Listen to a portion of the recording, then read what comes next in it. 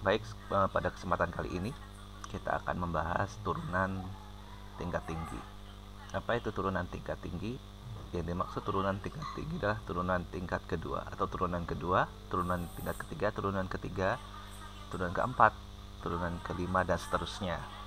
Jadi sebelumnya, video-video sebelumnya kita bahas mengenai DYDX. Nah, DYDX itu kan turunan pertama atau tingkat satu. Nah, pada kesempatan kali ini kita akan membahas turunan yang lebih dari tinggi, yang lebih dari itu, yaitu turunan kedua, turunan ketiga, keempat, kelima, keenam, dan seterusnya. Nah, di sini disajikan tabel atau simbol aja ya, jadi jangan merasa ribet melihatnya. Ini hanya simbol. Jadi turunan pertama itu simbolnya ini kan F aksen X, turunan kedua berarti F aksennya ada 2, turunan ketiga berarti F aksennya ada 3, dan seterusnya. Nah, karena kalau ditulis aksennya ada banyak begini tidak efektif, maka dibuat yang seperti ini, D kuadrat Fx dx kuadrat, itu berarti turunan kedua. Ini turunan ketiga, keempat, kelima, dan ke n, turunan ke seterusnya paling banyak, sebanyak mungkin ya, turunan sampai dia menghasilkan 0 berarti. Karena turunan 0 pasti 0, nggak bisa lagi yang lain. Atau kalau itu dalam konstanta atau dalam fungsi aljabar bisa ya 0. Tapi kalau dalam trigonometri tidak bisa 0, ya bisa berubah, sin cos berulang terus. Jadi di n di sini sangat banyak, terserah mau turunan ke berapa. Oke, kita lihat contohnya di sini. Di sini ada fungsi y sama dengan fx sama dengan 2x pangkat 5 min 3x kuadrat.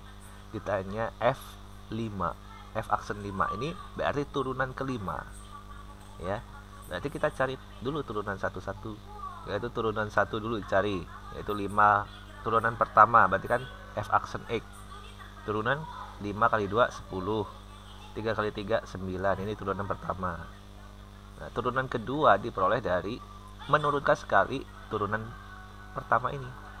Jadi turunkan, jadi 4 kali 10 40, 4 nya berkurang 1 dari pangkat 3, 2 kali 9 18, 2 berkurang 1 dari pangkat 1. Ini turunan kedua. Ini turunan 1 ya. Ini turunan kedua ya. Turunan kedua. Nah, turunan ketiga dengan cara menurunkan sekali turunan kedua, yaitu ini 3 kali 40 120, 18 x nya. Habis ini turunan ketiga ya. Kemudian turunan keempat dengan cara menurunkan sekali turunan ketiga, 2 kali 120 240 x. Yang ini turunkan 0 kan. Nah, inilah turunan kelima, yaitu turunkan dari turunan keempat, turunkan sekali, x nya hilang. Ini turunan ke 5. Ini jawabannya ya. Jadi 240. Kemudian contoh yang lain, turunan keempat. Turunan keempat dari ini diketahui y x sama dengan 1 per x min 1. Tentukan turunan keempatnya. Kemudian setelah dapat turunan 4, ganti x dengan berapa nilai turunan keempat di 2. Nah, turunan pertama menggunakan rumus U per V ya. Ini kan U per V. Jadi ini bentuk U per V. Bentuk U per V dengan U sama dengan 1 ya. U sama dengan 1 berarti U aksen sama dengan 0, V sama dengan x min 1, sehingga V aksen sama dengan 1. Jadi turunannya U aksen V min U V aksen per V kuadrat, atau ini sudah disebutkan di sini aturan yang ini ya. Nah, ini juga sama aja aturannya. Sehingga kita peroleh turunan pertamanya adalah ini. Turunan pertama yang ini. Kemudian ini turunkan sekali lagi menggunakan aturan U per V juga. Dapat turunan yang kedua ini.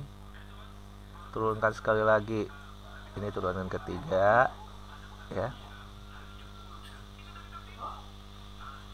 Turunan ketiganya dengan rumus sama U per V ini.